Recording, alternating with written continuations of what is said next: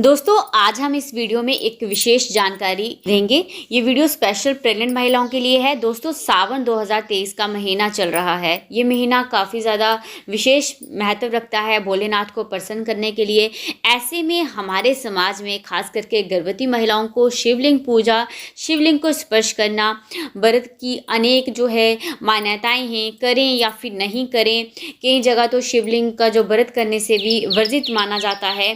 दोस्तों सावन का जो पवित्र महीना है, इसमें सावन सोमवार व्रत करना अति शुभ माना जाता है और शिवलिंग पूजा इत्यादि बेहद शुभ माना गया है। इसमें भगवान शिव के भक्त सोमवार का व्रत रखते हैं। ऐसे में जो गर्भवती महिलाएं हैं, भगवान शिव को प्रसन्न करना चाहती हैं, उनके दिमाग में बहुत से प्रश्न हैं, क्योंकि हमारे समाज में कुछ बंधन लगाए जाते हैं गर्भवती महिलाओं के लिए। ऐसे में गर्भवती महिलाएं काफ़ी ज़्यादा परेशान हो गई हैं, क्योंकि कुछ महिलाएं तो जल अर्पित करके आ गई हैं और कुछ के दिमाग में ये प्रश्न है कि हम तो जल अर्पित करके आ गए हैं, सावन का सोमवार था, हमने ये किया, हमने ऐसे काम कर दिए, हमने ये अर्पण कर दिया, हमने शिवलिंग को स्पर्श कर दिया, तो ऐसे में क्या होगा।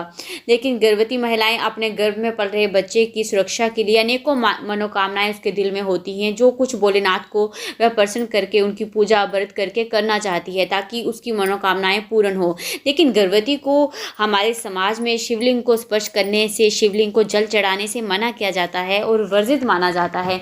क्या सच में गर्भवती महिलाओं को शिवलिंग की पूजा नहीं करनी चाहिए? शास्त्र क्या कहते हैं? ज्योतिष शास्त्रों के क्या नियम हैं और ऐसा क्यों बोला जाता है?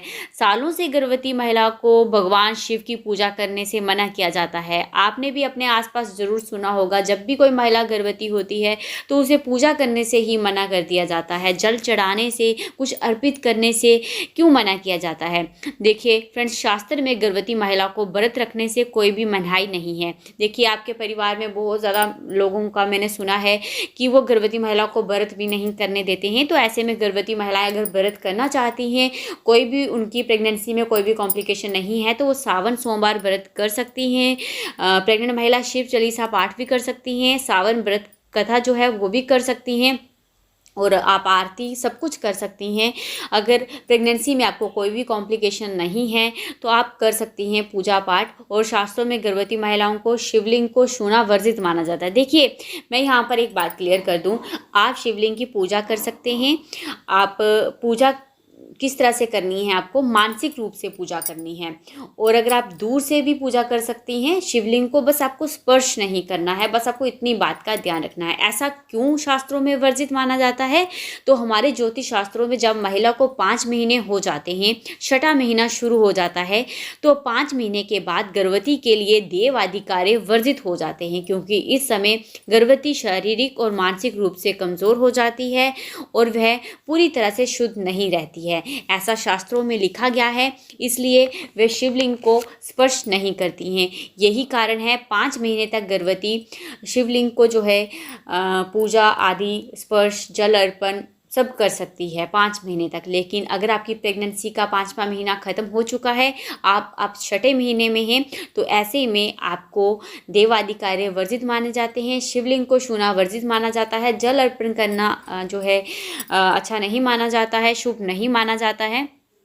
और अगर आप करना चाहती हैं तो आप शिवलिंग की जो पूजा है अपने पति से या फिर जिस मंदिर में आप जा रही हैं वहाँ के पंडित से आप करवा सकती हैं, या फिर आप मानसिक रूप से भी पूजा कर सकती हैं। देखिए जो मानसिक रूप की पूजा होती है उसका बहुत ज़्यादा महत्व बताया गया है। लेकिन हाँ, अगर आप शिवलिंग के मंदिर में जा रहे हैं तो आप शिवलिंग को स्पर्श नहीं करें। आप साइड में बैठकर कथा कर सकते हैं, चालीसा कर सकते हैं। तो और आप धूप दीप भी दूर से कर सकते हैं, इसमें कोई भी परेशानी नहीं है। बस आपको शिवलिंग को छूना वर्जित माना जाता है, आपको इस बात का ध्यान रखना है। देखिए ज्योतिष शास्त्रों में ऐसा माना गया है, ये मैं खुद से नहीं बोल रही हूँ। आप ज्योतिष शास्त्रों में देखें, बहुत ज़्यादा इसका ये वर्णन किया गया है कि गर्भवती महिलाओं को 5 महीने के बाद शिवलिंग को छूना वर्जित माना जाता है। तो फ्रेंड्स बस इस वीडियो में इतना ही, फिर मैं मिलती हूँ आपको एक और नई वीडियो के साथ। तब तक अपना खास ख्याल रखें। Thank you guys.